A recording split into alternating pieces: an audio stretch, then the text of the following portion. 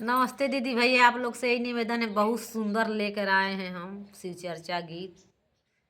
कितना दुखवा लिखल बा, लीलरवा हो दुखवा नइखे ओराई। दुख तो सब पे पड़ेला पारी पारा। दुख और सुख न पड़े तो केहू केहू दुख जनबे नहीं करी जो दुख का होला। लाइक सब्सक्राइब आप लोग करिएगा। कमेंट विद्या कर। गोरखपुरिया चैनल है। विद्या गोरखपुर चैनल का नाम है विद्या गोरखपुर। आप लोग लाइक सब्सक्राइब कमेंट कर करिएगा। बताइए ये शिव चर्चा गीत कैसा लग रहा है। केतना दुखवा लिखल बा लीलरवा हो दुखवा नइखे ओराई।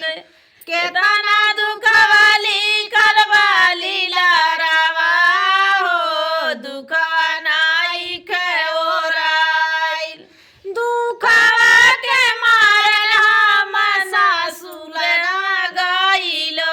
दुखवा के मारल हम सासुर गइलो।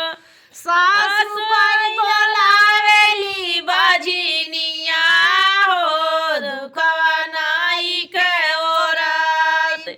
सासु कई बोलावेली बजनिया हो दुखवा नइखे ओराई। केतना